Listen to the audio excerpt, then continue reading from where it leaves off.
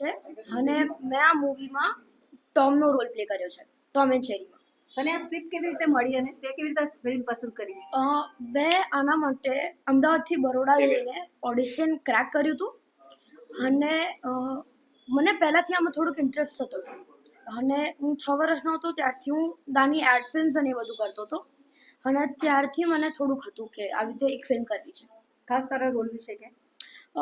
મારો રોલ એક નાના બાળકનો છે જે એક 70 યર ઓલ્ડ માણસને મળે છે અને એ બંનેના રિલેશન અને એજ ગેપને અવોઇડ કરીને કેવી રીતે એ લોકો ફ્રેન્ડશિપ ક્રિએટ કરે છે ને એ બધું થાય છે એના માટે એના બરાબર છે. તને સિદ્ધાર્થભાઈ સાથે કામ કરવાનું હતું, કેવું લાગ્યું અને શું શું ખાસ શીખવા મળ્યું?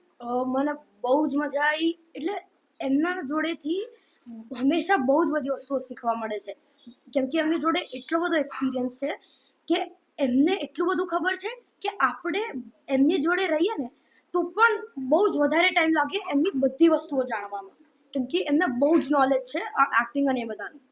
તારા સ્કૂલના સ્ટુડન્ટ્સ બધાને કેવું લાગ્યું તારું આ પાર્ટ? હા, હું એક નવા ક્લાસમાં શિફ્ટ થયો હતો ત્યારે સ્ટાર્ટિંગમાં એ લોકોને નથી ખબર પણ મેં જ્યારે કીધું ત્યારે એ લોકોને બહુ જ ગમ્યું અને શોક થઈ ગયા કે આવી રીતે હું આવી રીતે ફિલ્મ્સ અને એડ્સ કરું છું. હવે તારું ફ્યુચર શું છે? તું આ ફિલ્ડમાં રહેવાનો છે? હા, મારે ફિલ્મ્સ કરવું છે અને જોડે ભણવું પડશે. કયા સ્ટાન્ડર્ડમાં છે? હું હમણાં 7th સ્ટાન્ડર્ડમાં છું. તું બંને કેવી રીતે કરે છે, એક્ટિંગ અને ભણવાનું? હા, જ્યારે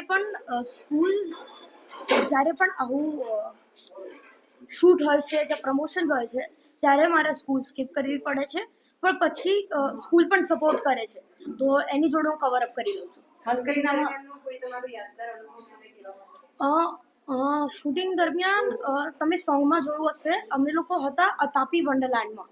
ત્યાં બહુ જ મજા આવી હતી અને એક લાઈક અ પેડ વેકેશન હતું. બહુ જ મજા આવી હતી એ દિવસે. ખાસ છોકરાઓએ હસવું જોઈએ, મોટા લોકોએ હસવું જોઈએ?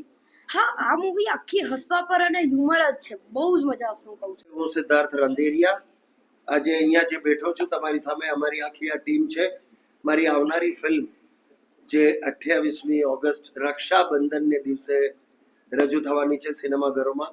નામ છે જેનું Tom and cherry. Yes, Tom and cherry. સરસ મજાની ફેમિલી એન્ટરટેનર ફિલ્મ છે દોસ્તો અને એક બે જે પ્રીમિયર કર્યા એમાં લોકોનો પ્રતિસાદ પણ ખૂબ જ સરસ આવ્યો છે.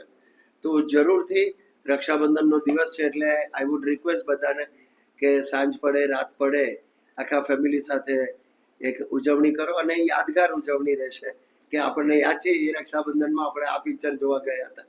એ ટાઈપની આ ફિલ્મ છે અને સરસ મજાનો મેસેજ પણ એમાં છે. બીજી એક જાણકારી આપી દઉં તમને તો આ ફિલ્મ સાથે ઝી સ્ટુડિયો સંકળાયું છે. ઝી સ્ટુડિયોની આ પહેલી ગુજરાતી ફિલ્મ છે જે ખરેખર ખૂબ જ આનંદની અને ગર્વની બાબત છે અમારે માટે, આપણા સૌ માટે, ગુજરાતીઓ માટે કે આજે આવા મોટા મોટા પ્રોડક્શન હાઉસ પણ આપણા ગુજરાત તરફ વળી રહ્યા છે અને આપણી ફિલ્મને સપોર્ટ કરી રહ્યા છે એટલે ખરેખર ખૂબ જ આવકારદાયક વાત છે.